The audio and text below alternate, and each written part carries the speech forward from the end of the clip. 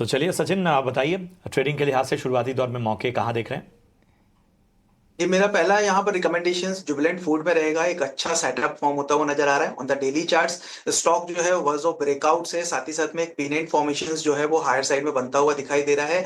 Along with the positive side volumes RSI में भी एक पॉजिटिव क्रॉसओवर्स बनता हुआ दिख रहा है। तो सारे इंडिकेटर्स जो है वो यहाँ पर बुलिश स्ट्रेंथ इंडिकेट करते हुए नजर आ रहे हैं। तो मुझे लगता है कि जुबिलेंट फूड में एक अच्छे कमाई के मौके हो सकते हैं।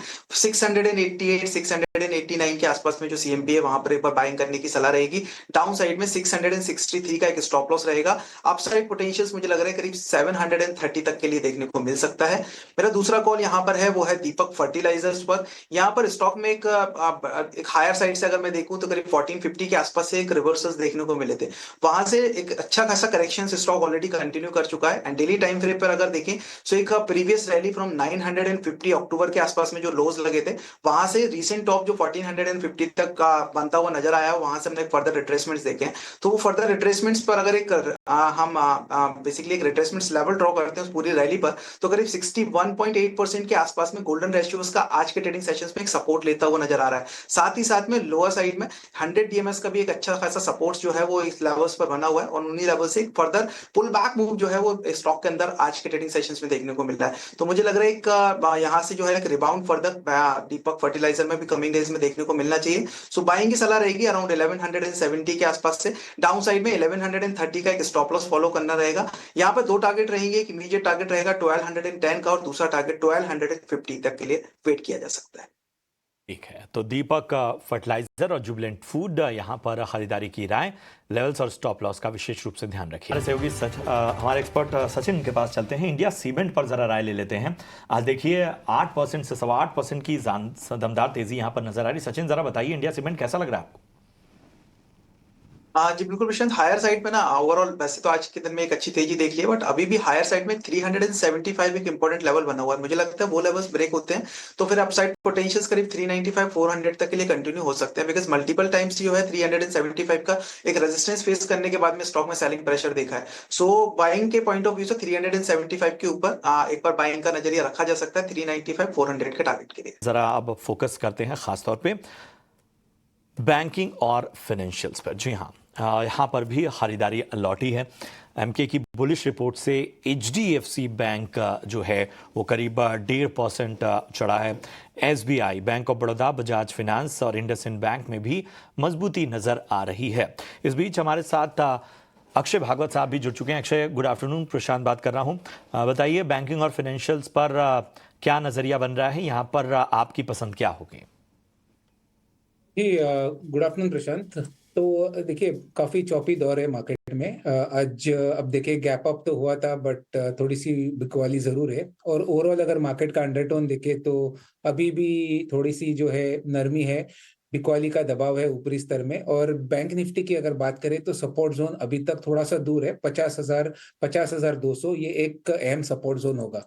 सिमिलरली फाइनेंशियल सर्विसेज में भी सिमिलर व्यू है जहां पे एक सेल ऑफ और बाकी हो सकता है जिसमें सेलिंग आपको करीबन 23,100-200 के स्तर फाइनेंशियल सर्विसेज का इंडेक्स जो फिन निफ्टी जिसे हमें कहते हैं जो 23,718 पे ट्रेड हो रहा है वो छू सकता है। तो अभी भी एक नेगेटिव आउटलुक है बैंकिंग और फाइनेंशियल सर्विसेज स्पेस में। अगर इनमें पॉकेट्स ढूंढना है कि कहाँ पे थोड़ी सी तेजी करे या बाइंग के कुछ भी सिग्नल मिले हमको तो कोटक महिंद्रा बैंक ये मुझे लगता है कि ये काफी स्टेबल स्टॉक हो सकता है। आपको कोई मोमेंटम वाला काउंटर नहीं है। ये लेके आपको होल्ड करना पड़ेगा। मिनिमम 2-3 महीने का टाइम फ्रेम के हिसाब से लेना पड़ेगा तो आपको इसमें अच्छे रिटर्न बन पाएंगे। ओवरऑल स्टॉक में 1700 का सपोर्ट और रिकवरी में 1950 ये एक पोजिशनल टारगेट आप बना के बाइंग कर सकते हैं कोटक महिंद्रा बैंक में। ठीक है, तो कोटक महिंद्रा बैंक का यहां पर पसंद आता हुआ खरीदारी की सलाह अक्षय जी की तरफ से मिलती हुई। लेवल्स और स्टॉप लॉस का विशेष रूप से ध्यान रखिए। बढ़ते आगे एक अहम ट्रेंड की ओर बाजार की चलते हैं। स्टील शेयरों में आज अच्छी चमक देखने को मिली है। आखिर क्या है वजह? मेरे सहयोगी अभिषेक सत्यव्रतम जुड़ चुके हैं बताने के लिए। जी अभिषेक, का बताएं, पिछले दिनों जिस तरह का करेक्शन नजर आया था अब खरीदारी लौटी है। आखिर क्या ट्रिगर्स हैं, क्या वजह है? स्टील कंपनियां काफ़ी लंबे समय से गुजारिश कर रही हैं सरकार से कि स्टील के इंपोर्ट पर ड्यूटी लगाई जाए और वो गुजारिश इस वजह से क्योंकि चीन से लगातार इंपोर्ट में बढ़त हो रही है। अगर हम जनवरी से जुलाई के आंकड़े देखें तो इंपोर्ट में पिछले साल के मुकाबले इस अवधि के दौरान जो इंपोर्ट हुआ था उससे 80% के आसपास का उछाल आया। चीन में प्रॉब्लम क्या है? चीन में दरअसल ओवर सप्लाई की स्थिति है। एक तो वहाँ का जो रियल एस्टेट सेक्टर है जो कि स्टील का बड़ा कंज्यूमर होता है, वहाँ पर हम देख रहे हैं कि सुस्ती है, डिमांड को लेकर वहाँ पर लगातार चिंताएं बनी हुई हैं। और चीन में वैसे भी ओवरऑल अगर हम बात करें, अगर हम डिमांड की या फिर प्रोडक्शन की, तो लगातार चौथे साल में हम सुस्ती देख रहे हैं। कोविड के बाद से वहाँ पर रिकवरी आ ही नहीं पाई। तो वहाँ की कंपनियां कर क्या रही हैं कि जब रियल एस्टेट में स्लो डाउन है तो जो लॉन्ग प्रोडक्ट्स हैं उनकी प्रोडक्शन को कम करके अब वो फ्लैट स्टील के प्रोडक्ट्स पर जोर दे रही हैं और उसका जो एक्सपोर्ट है बाकी देशों में कर रही हैं, भारत समेत। अब भारत की जो स्टील कंपनियां हैं यहाँ पर उनको दिक्कत हो रही है। उन्होंने 25% ड्यूटी बढ़ाने की मांग की है और स्टील मंत्रालय ने ये मांग रखी है सरकार के सामने। डीजीटीआर ने अब एंटी डंपिंग की जांच भी शुरू कर दी है और अब देखना होगा कि उसमें क्या निकल के आता है, लेकिन उम्मीदें बढ़ गई है ड्यूटी लगने को लेकर।